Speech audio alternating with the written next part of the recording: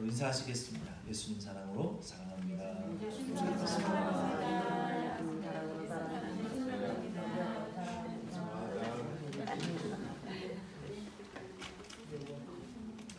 저도 여러분 예수님의 사랑으로 사랑하고 존경합니다. 오늘 사도행전 16장 1절로 5절 말씀의 제목은 믿음의 굳건함과 수의 증식, 믿음의 굳건함과 숫자의 증식이라는 제목으로 말씀 은혜 나누기 원합니다. 본문 16장 우리 앞장, 그러니까 사도행전 15장의 말씀에 우리가 잠깐 보면은 바울과 바나바는 1차 전도 여행을 마치고 안디옥 교회로 다시 돌아갔어요. 그 안디옥 교회의 믿음이 견고하게 세워지고 있을 때 할례주의자들의 이 할례를 받아야 구원을 얻을 수 있다라는 잘못된 주장으로 교회를 공격했습니다. 바울이 이 일을 예루살렘 교회에 알렸고 최초의 예루살렘 공회가 열렸습니다. 예루살렘 공회에서 결정된 내용을 모든 이방인들에게 전파하기 위해서 바울과 바나바를 안디옥에 파송했어요. 이 공회의 파송을 받은 바울은 안디옥 교회에 돌아가서 할례를 폐지했고 오직 예수 믿음으로 구원 얻는다라는 이 진리를 확고하게 세워나갔습니다. 이후에 안디옥 교회는 안정을 다시 되찾았어요. 이처럼 교회는 예수 그리스도의 이름이 중심이 될 때 안정감을 회복할 수 있습니다. 안디옥 교회가 안정된 후에 바울의 마음 속에는 그 1차 전도 여행 때 개척한 그 세워진 교회들에 대한 걱정이 밀려왔을 거예요. 얼마 후에 바울은 1차 전도 여행 때 세워진 그 교회들을 다시 방문해서 그 믿음의 뿌리를 견고히 하고 세워주기를 바울은 간절히 원했어요. 뿐만 아니라 바울은 이 복음을 듣지 못한 다른 지역으로도 가서 전도하기를 원했습니다. 바울이 2차 전도 여행을 떠나기로 마음을 먹기 전에 먼저 동역자를 잘 선택하기를 원했어요. 바울과 바나바는 다른 일행을 데려가는 문제로 인해서 굉장히 심하게 다투었어요. 치고받고 한 것이 아니라 아주 큰 목소리 언쟁과 논쟁을 이렇게 의견의 대립을 막 보였단 말이에요. 결국 바울은 그 믿음과 체력이 강한 신라를 택했습니다. 그리고 바울은 어떤 목적을 갖고 디모데를 택해서 2차 전도 여행을 출발하기를 원했어요. 본문 말씀은 26장 1절로 5절 본문 말씀은 그 바울의 전도와 사역의 특징을 보여주는 말씀입니다. 바울이 이 거짓 할례주의자들이 작은 이방인 교회들을 공격하지 못하도록 분명한 진리를 거기에 세워나가기를 원했고 또한 새로운 지역에 복음을 전하기를 개척하기를 바울은 원했어요. 그런데 바울은 동역할 자를 선택하는 그 데 있어서 굉장히 그 신중한 태도를 가지고 있었어요. 바울이 디모데를 선택한 이유가 있습니다. 먼저 바울과 디모데의 관계를 함께 좀 살펴보면 좋겠습니다. 1절로 2절 말씀 같이 읽겠습니다. 여러분 성경을 펴시고 1절로 2절을 우리 같이 읽겠습니다. 시작. 바울이 더베와 루스드라에도 이름에 거기 디모데라 하는 제자가 있으니 그 어머니는 믿는 유대 여자요 아버지는 헬라인이라. 디모데는 루스드라와 이고니온에 있는 형제들에게 칭찬받는 자니. 아멘. 여러분들이 지금 여기 1절과 2절 말씀을 읽으면서 디모데에 대해서 세 가지의 내용을 바울이 소개하고 있어요. 여러분 몇 가지 정도 이렇게 좀 캐치하셨어요? 디모데에 대한 세 가지의 특징을 바울이 지금 소개했어요. 1절과 2절을 여러분 속으로 한 번 더 읽으시면서 찾아보세요. 디모데의 세 가지의 특징을.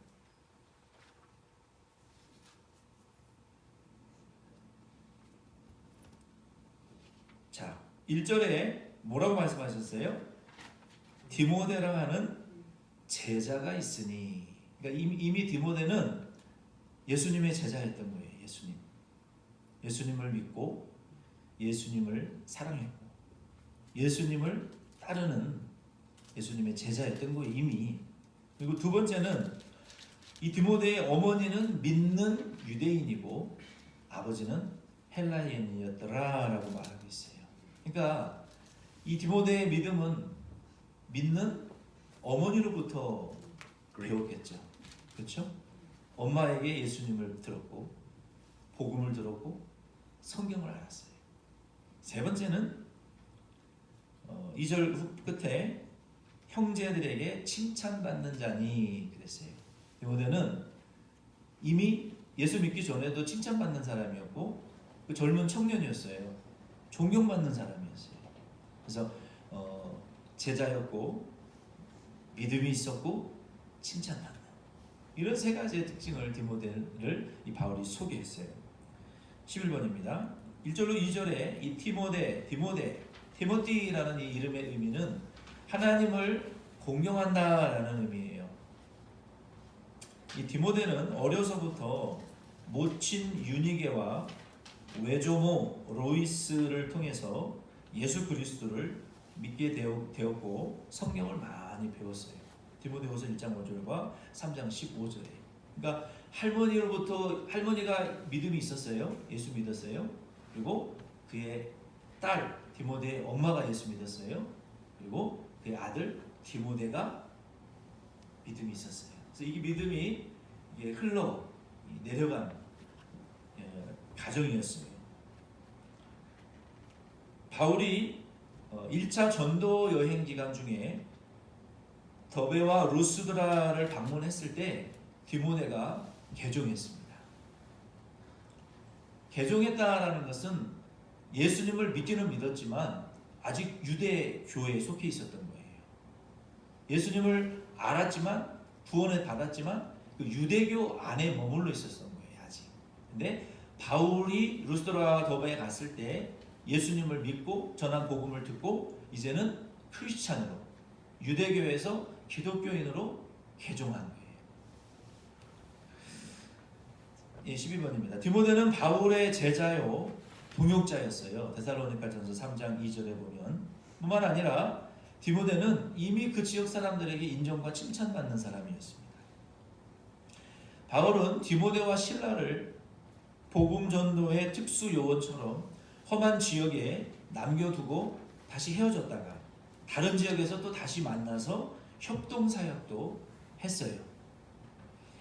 디모데는 바울을 가장 가까이에서 그의 사역을 도왔을 뿐만 아니라 바울이 감옥에 갇혀 있을 때에도 함께 있었습니다. 바울이 건강이 약해진 뒤에는 디모데가 에베소 교회와 소아시아, 터키 지역의 여러 교회의 감독의 역할을 감당했어요. 바울과 디모데의 관계는 영적인 부모와 자녀의 관계였습니다. 우리가 1절과 2절 말씀을 통해서 우리가 분명히 알아야 될 말씀은 교회는 영적 관계, 부모와 자녀의 영적 관계가 교회 안에는 반드시 필요합니다. 1절과 2절을 통해서 우리가 알아야 될 말씀은 이거예요. 그래서 바울과 디모데의 관계는 영적인 부모와 자녀의 관계였어요. 교회 안에서는 영적인 부모와 자녀의 관계가 반드시 필요합니다. 바울은 실라와 디모데를 자신의 조력자로 삼았고 특별히 디모데를 그리스도 안에 있는 아들과 같이 굉장히 특별하게 여겼어요. 바울은 교회를 세웠을 뿐만 아니라 그리스도인 리더들을 세워서 성도들을 양육했어요. 바울이 디모데를 택한 것은 옳은 선택이었어요. 굉장히 옳은 선택이었어요. 디모데가 바울을 만났기 때문에 훌륭한 목회자로 성장할 수 있었습니다.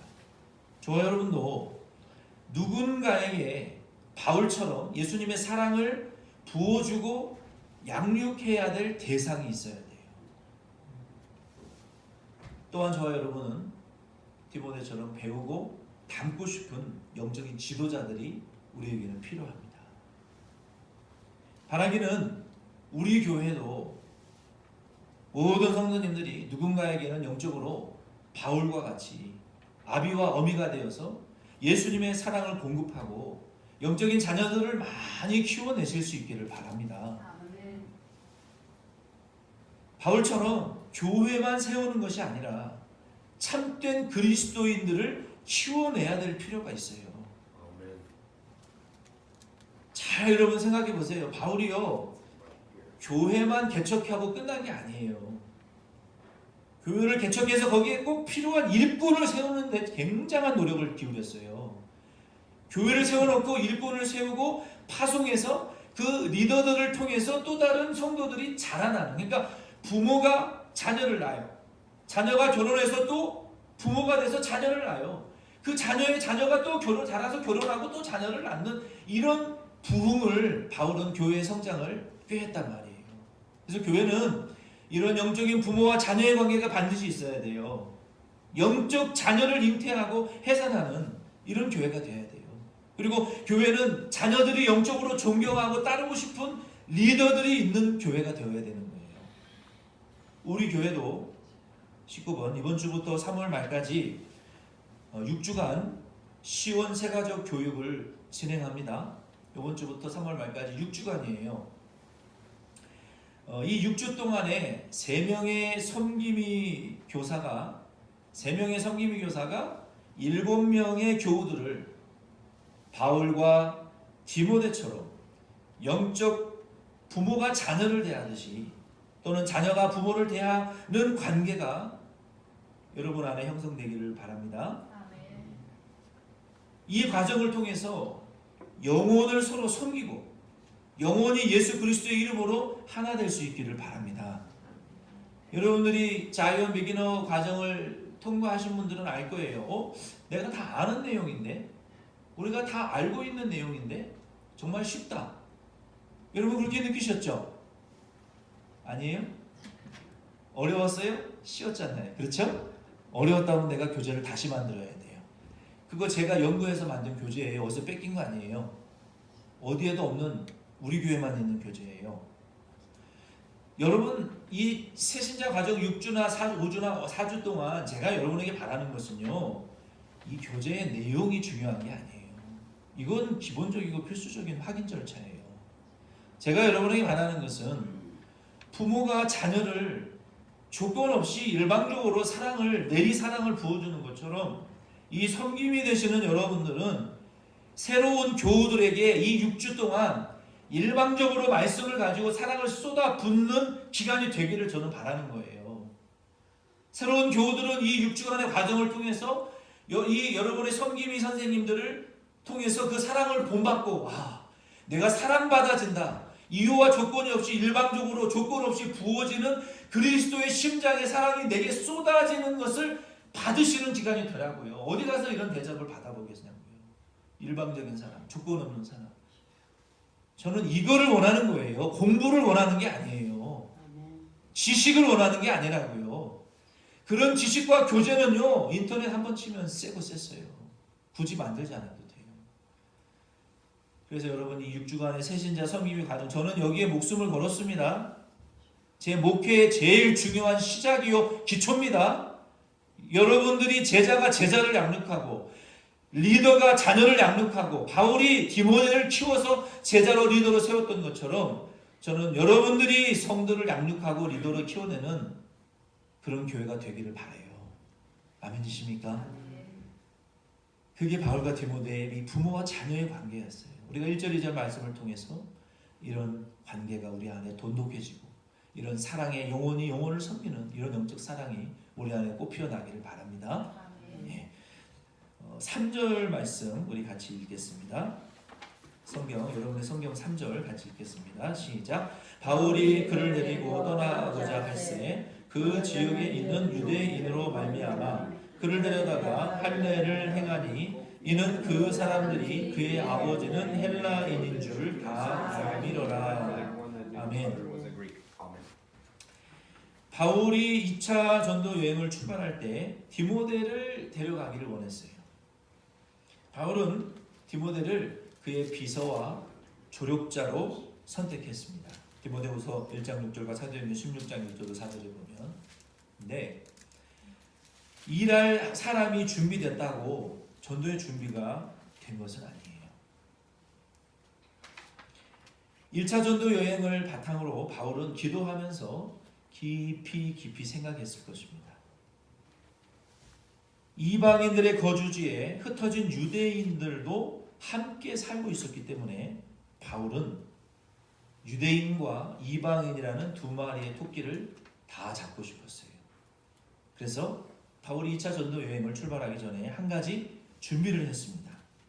3절 말씀을 다시 보면 무엇을 준비했습니까? 바울이 무슨 준비를 했습니까? 잘 읽으세요. 3절 다시 한번 읽어보세요. 3절에 보면은 바울이 뭘 행했어요? 그렇죠. 할례. 바울이 디모데에게 할례를 행했다고 3절에 말했어요. 이 우연히도 우리 지난주 여호수아 그 길갈에서 할례를 행한 말씀과 오늘 말씀이 좀 연결되는 고리가 있어요. 구약의 길갈에서 할례를 행했던 이유는 뭡니까? 그때는 예수님 아직 오시기 전이었어요. 그래서 그 예수님의 구원을 그림자적으로 보여주는 할례를 행했던 거예요. 그렇다고 해서 할례가 구원은 아닙니다. 이제 지금 이 사도행전으로 넘어와서 바울이 2차 전도 여행을 떠나기 전에 디모데에게 할례를 행했어요. 그러면 우리가 이렇게 생각할 수 있어요. 그럼 바울도 헷갈린 게 아니냐? 할례를 받아야 구원받는다고 말하는 것이 아니냐? 우리가 이렇게 생각할 수 있어요. 그러나 답은 아니에요. 왜 할례를 행했는지 우리가 좀 생각해 봅시다. 디모데가 이 1차 전도 여행 때 바울의 전한 예수님의 복음을 믿고 이미 중생했어요. 그렇다면 왜 바울은 디모데에게 할례를 행하게 했을까요?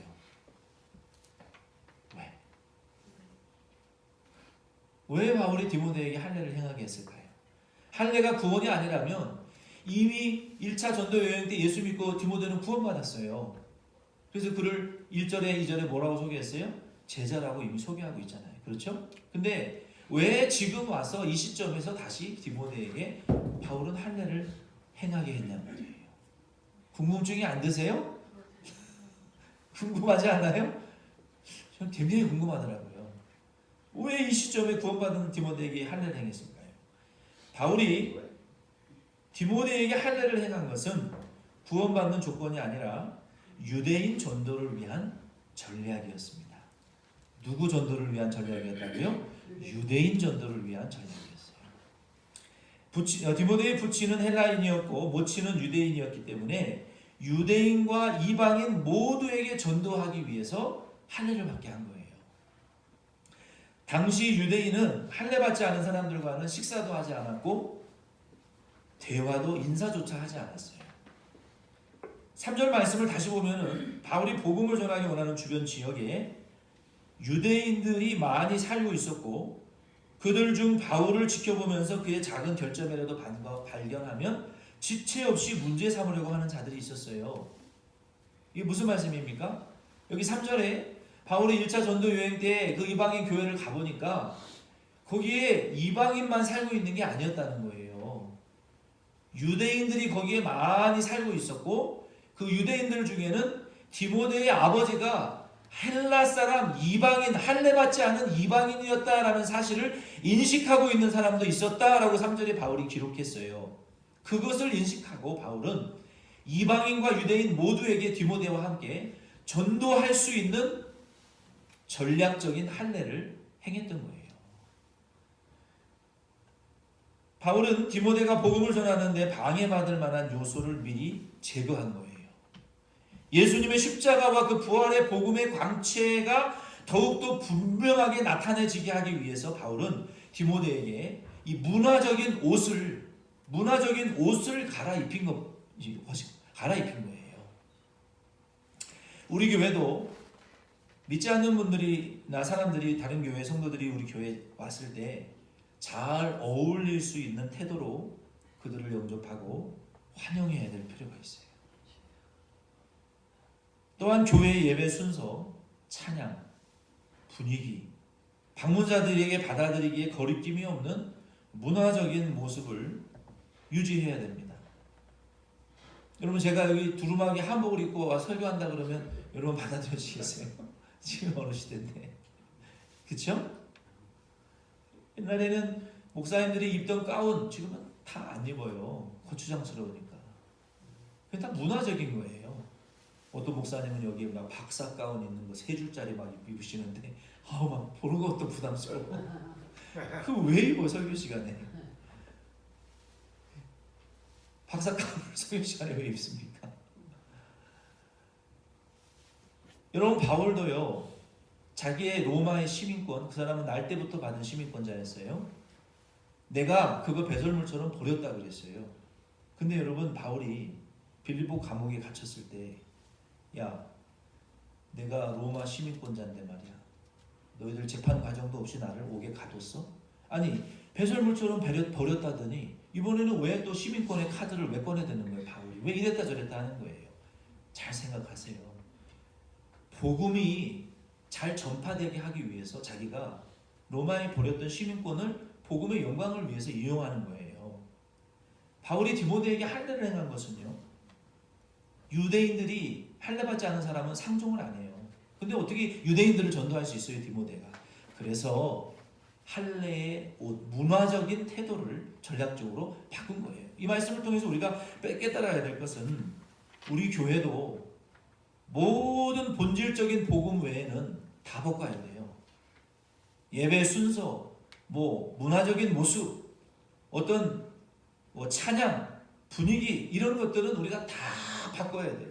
바꿔서 이 시대에 맞는 문화적인 형태를 가지고 바울이 디모데에게 할례를 행했던 것처럼 오는 방문자들이 거부감과 부담감을 느끼지 않는 그런 교회로 우리가 바뀌어져야 돼요.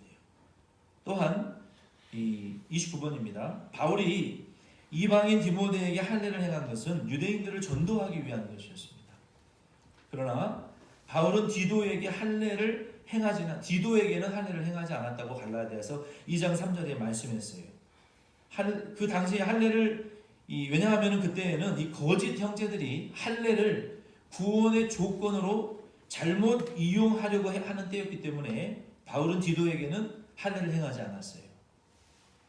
거짓 형제들이 할례를 받아야 구원 얻는다라고 주장하는 때에, 그 시점에 바울이 디도나 다른 제자들에게 할례를 행했다면 바울이 거짓 형제들의 주장에 동조하는 상황이 되고, 그리고 자기가 전해온 그 십자가와 부활의 복음을 무너뜨리는 일이 됐을 거예요. 이와 같이 바울은 예수 그리스도의 복음을 효율적으로 전파하기 위해서 매우 민감한 전략을 바울은 사용했습니다. 그러므로 우리 교회도 이 복음을 효과적으로 전파하기 위해서는 때로 문화적인 변화와 적용을 좀 적절하게 활용할 수 있어야 돼요. 뿐만 아니라 예수 그리스도의 이름으로 구원 얻는 진리에 조금이라도 유익을 주지 못하는 일련의 행위나 단체에 가입하지 말고 민감하고 분명한 태도를 우리는 취해야 됩니다. 여러분, 좀 이해가 되셨습니까? 예를 들면은 우리 교회가, 여러분 이 부흥회 때 다른 교회들도 좀 가보셨겠지만 저희 교회 예배 순서는 다른 교회랑 좀 달라요. 그렇죠? 여러분들은 어떤 게 더 편하십니까? 우리 교회 예배 순서가 더 좋죠? 우리도 옛날로 다시 돌아갈까요? 일어났다 앉았다 교동문 읽고 막 그렇게 할까요? 근데 요즘은 그거는 문화의 상황에 바뀌어지는 거예요. 그래서 우리 교회는 우리 교회의 규모와 성도들의 형편에 맞추어서 바울이 디모데에게 할례를 줬던 것처럼 어떻게 여러분 생각해 보세요. 그렇게 할례를 폐지하라고 외쳤던 바울이 왜 역행하는 태도를 합니까? 복음이 유대인들에게 전달되기 못하는 방해 요소를 잘라버리는 거예요. 우리도 생각을 바꾸셔야 돼요. 우리 교회는 대표 기도가 없어요. 대표 기도를 시키려고 그랬더니 교회에서 한번 난리가 벌어졌어요. 누구는 시켜도 되고 누구는 시키면 안 된다. 이 문화적인 개념이 아직 깨지지 않아서 그런 거예요. 성가대 아닙니다. 왜 성가대만 거룩한 찬양을 합니까? 찬양대, 찬양대. 무슨 성가대예요? 그러면 컨템포러리 찬양하는 찬양팀은 안 거룩한 찬양팀입니까? 언홀리 월십팀이라고 이름을 바꿔야죠. 왜 찬양대만 성자를 거룩할 성 홀리를 붙입니까? 개념을 바꿔야 돼요. 여기 앞자리에 앉는 게 뭐 거룩한 겁니까? 똑같습니다. 하나님을 경배하는 월십팀. 제가 그래서 의도적으로 여러분의 의식을 바꾸라고 찬양팀이라고 하는 거예요. 성가대 아니에요. 성도들도 일부러 교우라고 제가 하는 거예요. 누구는 거룩하고 누구는 홀리하지 않습니까? 똑같은 교회 멤버. 우리가 의식을 좀 바꿔야 돼요. 요즘은 그렇게 안 해요. 찬양대, 찬양팀, 성도는 정말 좋은 의미가 있어요. 근데 우리가 잘못 사용하고 있어요. 교우 우리가 하는 게 차라리 속 편해요. 여러분, 우리가 이 문화적인 이런 적응을 잘 해내야 돼요. 그런 교회들이 부흥하는 교회예요. 우리가 옛날 1950년대에 빠져 있으면 안 돼요. 그래서 우리 교회가 부흥하기 위해서는 본질적인 복음은 절대로 바꿔서는 안 돼요. 그러나 문화적인 옷들은 빨리 갈아입어야 돼요. 그래서 이런 교훈들을 저희가 1절로 3절 말씀을 통해서 받았어요.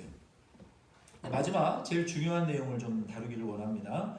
4절로 5절 말씀을 우리 한 번 더 같이 읽겠습니다. 시작. 여러 성으로 다녀갈 때에 예루살렘에 있는 사도와 장로들이 작정한 규례를 그들에게 주어 지키게 하니 이에 여러 교회가 믿음이 더 굳건해지고 수가 날마다 늘어가니라. 아멘. 이 바울의 일행이 이방인들뿐만 아니라 유대인들에게도 거리낌 없이 이제 전도할 준비를 마쳤어요.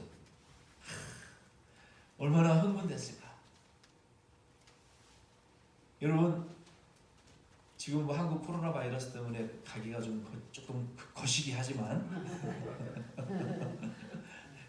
요즘은 그래요. 여러분, 한국에서 오면은 우리 한국에서 친구가 오면요 14일 후에 만나자 그래야 돼요. 그 바이러스가 14일이 잠복기라는 거예요. 참. 아니 무슨 공산주의 핍박받는 시대도 아니고 교회도 마음대로 못 오고 정말 저는 아이러니컬한 거예요. 일제강점기도 아니고요. 6.25 전쟁 공산주의가 지배하는 때도 아닌데 아니 교회에 누가 오면은 부담. 한국에서 왔대. 아야 절대로 압수하면 안 돼. 같이 앉아서 밥 먹으면 안 돼. 이게 뭐. 그리고 여러분 한국 교회는요 지금 목사님도요 마스크 쓰고 설교한다니까요. 말이 돼요? 악수도 못하게 해요. 성가대 나도 성가대네. 이게 습관이네. 이게 참 습관이 무서워. 찬양대도 안 모이고 성경 공부도 안 모이고 무슨 교회에 모이지를 못해요. 이게 새로운 21세기의 교회 핍박이에요. 그래서 여러분 제가 늘 기도하잖아요. 하나님 우리 교회 성도들 유행하는 질병으로부터 보호해 주시옵소서. 내가 얼마나 앞서가는 목사인지를 똑똑히 하시라고요. 유행하는 질병 이렇게 기도하는 목사는 세계에 저밖에 없어요. 코로나가 유행할지 누가 알았어요. 하나님 유행병으로부터 지켜주시옵소서. 나도 그런 기도를 내가 어떻게 했냐. 참 너도 기특하다. 여러분들 그렇게 내가 생각한다고요. 바이러스들로부터까지 지켜달라고 기도하는 목사 귀한 줄 아시기 바랍니다. 그게 정말 아이러니한 거예요. 세상에 다른 것도 아니고 왜 교회가 이렇게 핍박을 받는. 정말 우스운 이야기도 있어요. 신천지에서 코로나 바이러스에 걸린 사람들이요 둘씩 짝을 지어가지고 교회로 침투시켰대요. 교회에 전염시키려. 참 기가 막혀서 어떻게 이런 행동까지 하는지 모르겠어요. 그 파송을 받은 사람이 양심 고백을 했대요. 그래서 교회가 바이러스 전파의 온상이다. 교회 망하게 하려고, 못 나게 하려고. 이런 전도의 못된 전략까지 쓰면서 교회를 무너뜨리려고 이런 신천지가 이런 짓까지, 정말 웃지 못할 이런 일들이 한국 안에 지금 막 일어나고 있고, 참. 그런데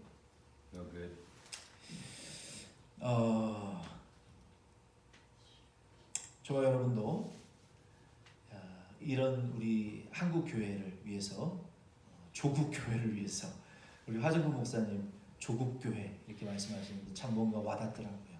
우리 조국 대한민국 교회들을 위해서, 성도님들을 위해서 여러분도 기도해 주시기를 부탁을 드려요. 한국은 심각해요. 지금 이제 이 한 단계 높이면 한국 사람은 미국 입국 금지예요. 못 들어가요. 중국은 이미 입국 금지잖아요. 그래서 여기 기도해야 돼요. 중국이 6월 달부터 시진핑이 하나님이다라는 이 공산당 선언을 어린아이 유치원부터 대학교 학생들까지 공식적으로 가르치라고 선포했어요. 그런데 공교롭게도 이 코로나 바이러스가 터진 거예요. 중국도 회개해야 돼요. 하나님이 역사에 보면은 때때로 이런 일들을 주셨어요. 그래서 우리 그리스도인들은 이런 영적인 좀 시각도 갖고 우리가 회개해야 돼요. 나랑 상관없다? 여러분 지금 세계적, 우리 미국도요, 아침에 명절 집사님 그러는데 음식을 지금 사재기인데요, 어떻게 될지 몰라서 미국에도 바이러스가 들어오면요 학교 문 닫습니다. 여러분 일도 못해요. 돈도 못 벌어요. 학교도 안 가요. 마트에 가서 음식도 못 사요. 전쟁보다 무서운 일이 일어날 수 있다고요. 그리스도인들의 책임이 큰 거예요. 우리가 회개해야 되고요. 긍휼히 여겨달라고 기도해야 돼요. 남의 일이 아닙니다. 우리가 회개하고 엎드려 기도해야 될 때예요. 심각한 거예요. 그래서 여러분 기도, 중보기도 부탁드립니다. 마지막 이제 4절에서 5절 말씀을 통해서는 세 번째로, 첫째는 뭐였어요? 영원히 영혼을 섬기는 바울과 디모데와 같이 이런 공동체가 우리 교회가 되기를 바랍니다. 그리고 전도하기 위해서 잘 준비하는 준비된 전도자가, 할례를 받은 디모데처럼 저와 여러분도 준비된 전도자가 되어야 돼요. 누구에게든지 전도할 수 있는 그런 준비된 전도자가 되어야 된다는 거예요. 마지막 세 번째는 4절로 5절 말씀을 통해서는 뿌리가 굳건한 교회는요, 그 가지가, 숫자가 날마다 더했다 그랬어요. 뿌리가 굳건해지는 교회는 수의 증식이 나타납니다. 이게 영적 교회 성장의 원리예요. 뿌리가 든든해질 때 이 가지는 성도들을 가리켜요. 숫자가 증식되는 거예요. 그래서 오늘 말씀의 제목처럼 뿌리의 굳건함, 그리고 수의 증식, 이것이 오늘 말씀의 주제예요. 이 바울의 일행이 이방인들뿐만 아니라 유대인들에게도 이제 거리낌 없는 전도를 할 준비를 마쳤어요. 바울, 실라, 디모데 여러 도시를 여행하면서 예루살렘 공회에서 사도들과 장로들이 결정한 규례를 여러 도시 그리스도인들에게 지키도록 가르쳐 주었어요. 이 규례를 잘 가르친 결과로 각 교회의 믿음이 굳건해졌고 날마다 숫자가 더해졌습니다. 이것이 참된 교회의 부흥이라고 말할 수 있어요. 우리 교회도 이런 참된 부흥을 원한다면 성경이 말하는 요긴한 계명들을 먼저 지켜야 됩니다. 믿으십니까? 네. 뭘 지켜야 된다고요? 요긴한 계명을 지켜야 돼요. 우리가 이 교회들이 부흥을 말할 때 그것의 의미가 사람들의 숫자가 늘어나는 것으로만 생각해서는 안 됩니다. 구약성경 하박국 3장 2절에 부흥이라는 똑같은 단어가 딱 한 번 사용되었어요. 그런데 그 부흥의 원어의 의미는 구약성경에 약 260번 이상 사용되었습니다. 이 부흥의 의미는 생명을 보존한다라는 의미예요. 부흥의 의미는 생명을 보존한다 그런 의미입니다. 부흥이라는 단어는 영생에 관련된 의미도 있지만 더 많은 경우 삶의 체험을 통해서 번성한다라는 의미가 있어요. 거기에 더 많이 사용되었어요. 즉 영생을 얻은 그리스도인들이 영혼의 필수 영양소인 하나님의 계명을 지킴으로 그 영혼의 생명력이 더 강하게 유지되고 그리스도를 닮아가는 신앙생활을 해나갈 때 비로소 우리의 삶 속에서 진정한 부흥이 일어나게 될 줄로 믿습니다. 이와 같은 교회는요, 믿음이 더 굳어지고 수가 날마다 늘어나게 될 줄로 믿습니다. 4절 말씀에 보면은요, 예루살렘에 있는 사도와 장로들이 작정한 규례는 어떤 규례입니까? 우리 4절 말씀 한 번만 더 읽어보겠습니다. 시작. 여러 성으로 다녀갈 때에 예루살렘에 있는 사도와 장로들이 작정한 규례를 그들에게 주어 지키게 하니. 예루살렘에 있는 사도와 장로들이 작정한 규례, 베드로, 야고보, 요한이 기도하고 결정한 그 결정을 말하는 거예요. 이 규례의 이 내용들은 사도행전 15장 28절로 29절에 기록되어 있습니다. 여러분의 성경을 앞장으로 한 장만 가서 펴서 함께 같이 읽겠습니다. 사도행전 15장 28절로 29절을 같이 읽겠습니다. 시작. 성령과 우리는 이 요긴한 것들 외에 아무 짐도 너희에게 지우지 아니하는 것이 가한 줄 알았느니 우상의 제물과 피와 목매어 죽인 것과 음행을 멀리 할지니라. 이에 스스로 삼가면 잘 되리라. 평안함을 원하노라 하였노라. 아멘. 자, 여러분 여기서 네 가지의 요긴한 그 결정이 있는데 여러분 속으로 다시 한번 읽으면서 이 네 가지를 한번 찾아보세요. 한번 다시 읽어보세요. 속으로 읽고 이 네 가지의 결정이 무엇인지 찾아보세요.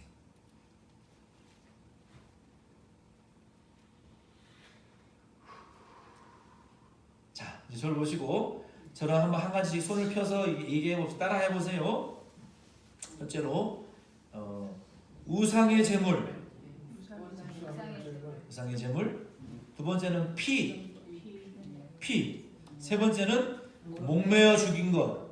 네 번째는 음행. 야, 대단해. 우상의 제물, 피, 목매어 죽인 것, 음행. 이 네 가지를 결정했어요. 하라 그랬어요? 하지 말라 그랬어요? 하지 말라. 여러분, 처음에 조선시대 말기에 뭐 토마스나 언더우드나 아펜젤러나 또 뭐 이런 선교사님들이 한국에 갔을 때요, 한국의 상황이 어땠는지 아세요? 똑같았어요. 조상에게 제사했어요. 우상의 음식 먹었어요. 그게 지금까지도 안 끊어지는 거예요. 피, 노루피, 사슴피, 뭐 돼지피, 자라피, 뭐 피라는 피는 다 먹었어요. 항상 생피로. 그리고 목매어 죽인 짐승, 막 짐승을 잔인하게 패가지고 잡아먹었잖아요. 그렇죠? 다리 밑에서 막 잡아먹고 뭐 어디서든 잡아먹었어요. 그리고 아들 낳기 위해서 중첩죄, 일부 다첩죄, 이런 폐단들이 한국 사회 안에 깊숙이 뿌리박혀 있었어요. 그런 보고들을 미국 선교회, 영국 선교회, 선교사들이 조선 땅은 어두움에, 사탄의 어두운 그늘 아래 묻혀있는 땅이고 주색 잡기, 음란, 이런 이방인의 문화, 또 노름, 이런 것들에 고통당하고 있는 신음하는 땅입니다라는 편지를 선교사들이 쓴 게 지금도 남아있어요. 근데 이 예루살렘, 이 이방인들도요, 바울이 이방에 가봤더니 이런 일들이 예수 믿는 사람들 중에서도 벌어지고 있는 거예요. 여전히 예수 믿는 중생한 사람들 중에서도 우상에게 제사하고 그 음식을 먹고 생피를 먹고 잔인한 생활을 하고 음란한 생활을 하는 이런 삶이 계속 지속되어지고 있는 거예요. 오늘날 저와 여러분도 마찬가지예요. 예수 믿어도 우리의 삶의 습관이 바뀌어지지 않으면 그런 교회와 가정은 부흥할 수 없습니다. 그 뿌리가 깊어질 수 없고요. 숫자가 부흥되지 않습니다. 43번입니다. 이 문제에 대하여 베드로와 야고보와 요한은 성령 하나님의 가르침을 받았고 장로들과 더불어 깊은 대화를 나누었을 거예요. 예루살렘 공의회의 결정은 성령 하나님으로부터 가르침을 받은 요긴한 계명들일 뿐만 아니라 모든 교회들과 성도들에게 가르쳐 지키도록 할 말씀입니다. 그러므로 현대 교회와 그리스도인들은요, 이 요긴한 4가지의 계명을 지켜야 될 뿐만 아니라 반드시 10계명을 지켜야 돼요. 아멘이십니까? 제 목회 철학은요, 10계명을 안 지키는 그리스도인들은요, 하나님의 보호를 못 받습니다. 제가 철저하게 경험했어요. 잘 들으시기 바랍니다. 왜 10계명을 지켜야 됩니까? 왜 10계명을 지켜야 됩니까?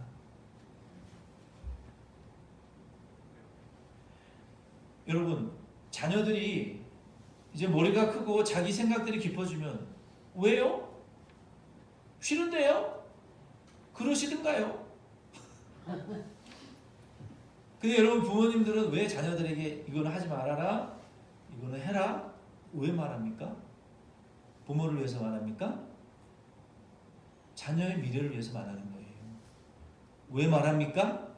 사랑하기 때문에 말하는 거예요. 왜 간섭합니까? 다른 사람에게도 사랑받는 사람 되라고 간섭하는 거예요. 하나님이 왜 우리에게 10계명 지키라고 하십니까?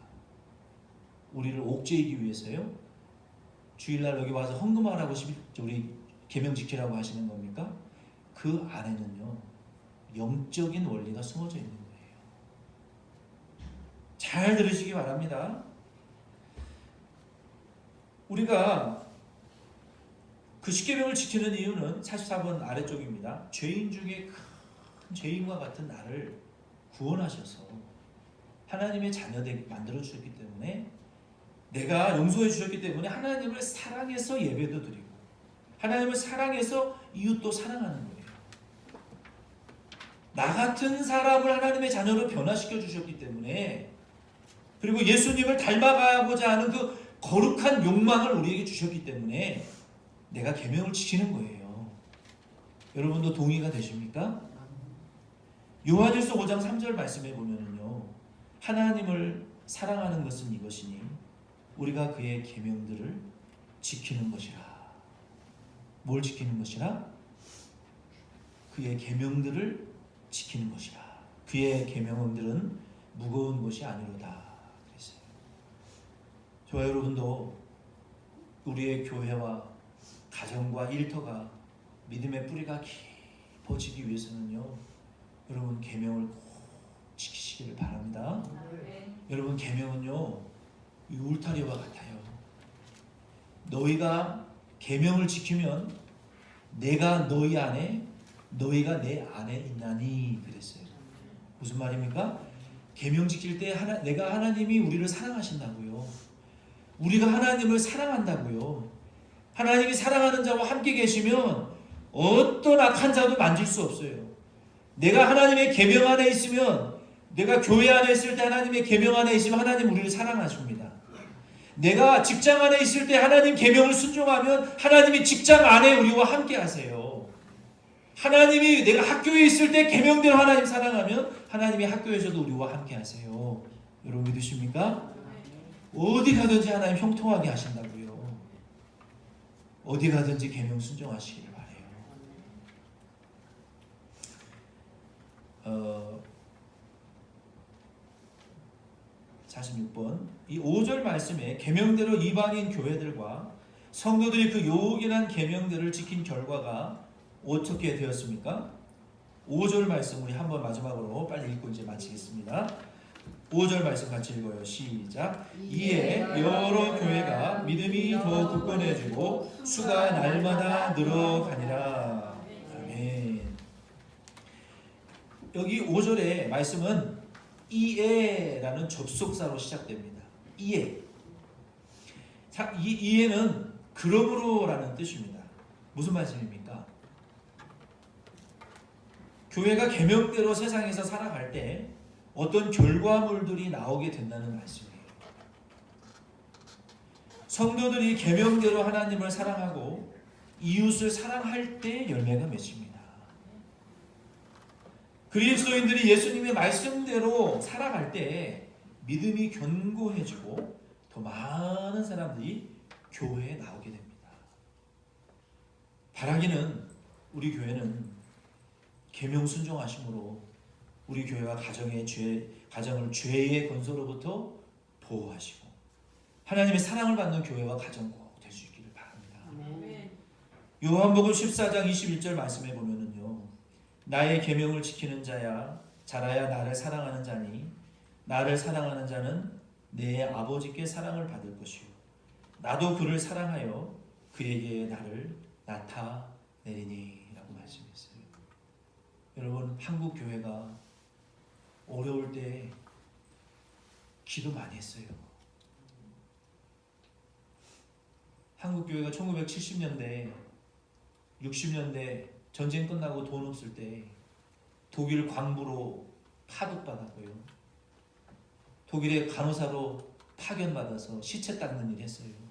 독일 사람들이 안 하는 병원에 중환자들 피 닦고, 안 하는 광산에 들어가서 광물 캐내고, 그러다가 많이 죽었어요. 그래서 독일의 한인 2세들이 지금도 많이 있는 거예요. 70년대 중동에 많은 근로자들이 파견됐습니다. 얼마나 많은 외화를 버려들였는지 아세요? 그 중에 한 분도 저희 아버지예요. 월남 전쟁에 목숨 걸고 가서 전쟁했어요. 우리 아버지도 월남 전쟁 갔어요. 다리 총알 자국도 지금 있는데 살아났어요. 그렇게 해서 한국이 어려울 때요, 기러기 부부들이 많았습니다. 많은 그리스도인들 부인들이요, 자녀들 홀로 키우느라고 눈물 많이 흘렸어요. 많은 은혜들을 받았어요. 그런 노래 중에 이 풍진 세상을 만났으니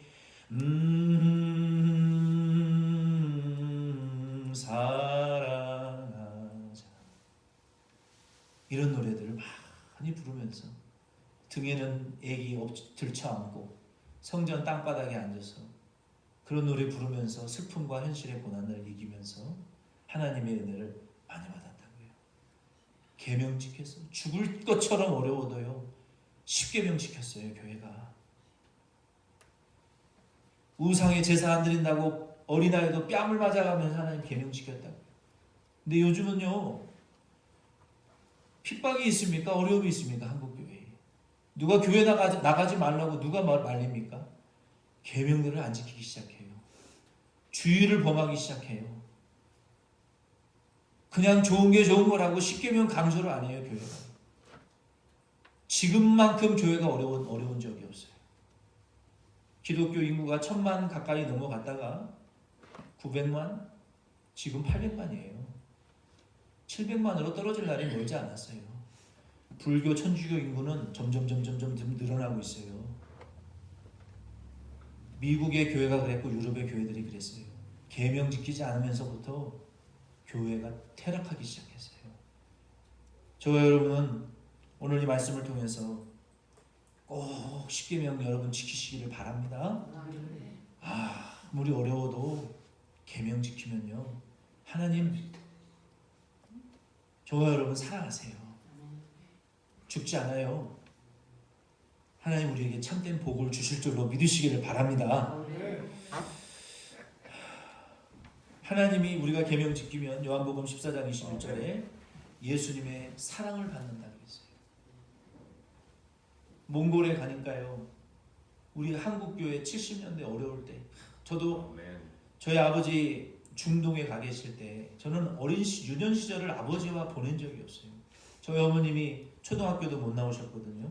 성경을 읽으면요, 천지를 창조하사 하나님이, 글을 못 읽어요. 근데 내 귀에 어머님이 그 성경 읽었던 모습이 지금도 들려요. 그리고 홀로 방에서 하늘 가는 밝은 길이 내 안에 있어. 그 노래 부르면서 눈물 많이 흘리셨던 거 제가 기억해요. 몽골에 가니까 와, 그리스도인들이 그렇게 뜨겁게 예수를 믿고 사랑해요. 저는 그 사람들의 모습을 보면서 너무나 가슴이 뜨거워지더라고요. 저렇게 뜨겁게 예수 믿는 사람들도 있구나. 얼마나 몽골 교회가 부흥하는지 몰라요. 중국 교회가 얼마나 부흥하는지 몰라요. 멕시칸 사람들이 얼마나 뜨겁게 기도하는지 몰라요. 여러분, 그분들에게는 핍박이 없습니까? 우리는 평안한데 기도 안 해요. 계명대로 안 살아요. 하나님 사랑 안 해요. 그러니 영적인 생명력이 다 죽어가지고 라오디게아 교회와 같이 차갑지도 뜨겁지도 않은 믿음이 다 돼서 하나님 사랑하는 것도 없고 하나님의 사랑받는 증거도 없고 그냥 태어났으니까 사는 거예요. 그런 불쌍한 인생이 어디 있어요? 태어났으니까 살아가는 거예요. 저와 여러분은 이 말씀을 통해서 여러분 계명 꼭 순종하는 저희 교회 되시기를 바랍니다. 아멘. 내가 계명 순종하면요, 그 복이요 내 자식들한테 흘러가요. 자손 천대에 흘러간다고요. 헛된 거 아닙니다. 절대로 헛되지 않아요. 말씀을 마칩니다. 바울과 디모데는 영혼을 세워주는 영적인 부모와 자녀의 관계를 통하여 교회를 견고히 세웠습니다.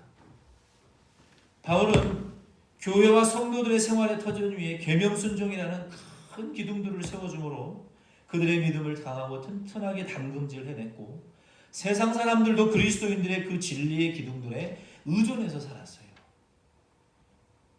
결과적으로 강한 믿음과 숫자적인 교회의 부흥이 나타났습니다. 그러므로 사랑하는 덴보 시온장로교회 성도님들도 서로 이 영적 양육하는 일을 지속하시기를 바라고 우리 교회와 가정과 일터에서 학교에서 이 십계명의 기둥을 더 강하게 세워 나가실 수 있기를 바랍니다. 아멘이십니까?